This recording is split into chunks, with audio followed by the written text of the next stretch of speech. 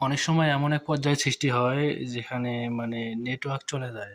Net থাকে না, wifi থাকে না এবং হটস্পট কানেক্ট করার মতো কোনো উপায়ও থাকে না। সেক্ষেত্রে আমরা কিভাবে এই ডাটা কেবলের মাধ্যমে ইন্টারনেট শেয়ার করব, তো এটাই আমি দেখাবো আজকের ভিডিওতে। তো দেখেন এখানে আমার কম্পিউটারে হচ্ছে কোনো নেট কানেকশন নাই। আমি দেখাতেছি, এখানে দেখেন কোনো নেট কানেকশন নাই। আমি এখন ইউএসবি কানেকশনের মাধ্যমে দেখাবো কীভাবে এখানে করবেন। তো এখানে আমি প্রথমে ইউএসবি পোর্টটা এর মধ্যে ঢুকে রাখবেন কম্পিউটারের মধ্যে, এবং হচ্ছে আপনার কেবল যে ডাটা শেয়ার কেবল যেন হয়, ডাটা যেন পায়, মানে ডাটা ট্রান্সফার যেন হয়। তো এটা এখন ফোন স্ক্রিনে কীভাবে করবেন তো সেটা দেখাবো। চলুন কথা না বাড়িয়ে ফোন স্ক্রিনে যাওয়া যাক। তো এখন আমরা হচ্ছে মোবাইলে কানেক্ট করব। মোবাইলে ইউএসবি পোর্টটা কানেক্ট করতে হলে এখান থেকে আপনাদের ইউএসবি যে চার্জিং পোর্টটা আছে সেটা ঢুকিয়ে নিতে হবে। চার্জিং পোর্টটা ঢুকাইলাম, ঢোকানোর পর এখানে কম্পিউটারে শো করবে। তো এখানে আপনাদের ফোনে যা করতে হবে, উপর থেকে সেটিংয়ে যাবেন, সেটিংস অপশনে যাবেন। সেটিংসে আসার পরে আপনাদের হচ্ছে মোবাইল নেটওয়ার্ক অ্যান্ড হচ্ছে ইন্টারনেট, এটার উপর ক্লিক করতে হবে।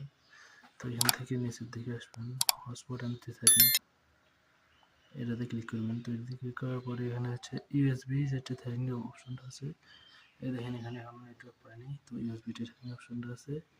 তো এই অপশনটার উপর ক্লিক করবেন। তো এখানে ক্লিক করার সাথে সাথে এখানে দেখেন আইডেন্টিফাই নেটওয়ার্ক চলে আসছে।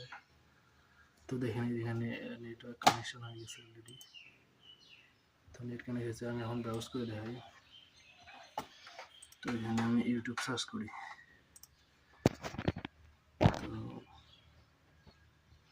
তো দেখেন এখানে নেটওয়ার্ক অলরেডি চলে আসছে। তো দেখেন চলে আসছে। এখানে একদম ব্রডব্যান্ড লাইনের মতো কাজ করবে। তো দেখেন এখানে আমার চ্যানেলটা সার্চ করি।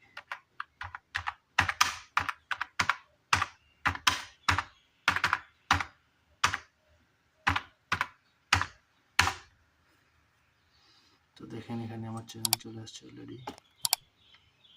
তো এখানে ভিডিও চলে আসবে, ভিডিও ওপেন করে দেখা একটা। তো দেখেন এখানে সব চলে আসছে। তো এখানে প্রথমে যে ভিডিওটা আসছে এটা ওপেন করে দেখা। সো এটা নির্ভর করবে আপনার ফোনের নেটওয়ার্ক স্পিড এবং এটার উপরে। নেটওয়ার্ক আপনার যত ফাস্ট হবে, যত আপডেট হবে তত ফাস্ট হবে। তো এখানে দেখেন এখানে ভিডিওটা প্লে হয়েছে, ভিডিওটা কাজ করতে হইতেছে। আমাদের নেট কানেকশন এভাবে কানেক্ট করতে হবে। তো এখন যদি আমি দেখাই ফোন থেকে, যদি চার্জের কেবলটা খুলি তাহলে এখানে দেখবেন নেটওয়ার্ক কানেকশন চলে যাবে। ওই যে নেটওয়ার্ক কানেকশন চলে গেছে। তো আবার দেখাই, ফোনটা এখানে কানেক্ট করতে হবে। তো এক হাত দিয়ে ভিডিও করতে হবে না। তো এখান থেকে দেখেন এই যে আবার এখানে দিলাম রেডমি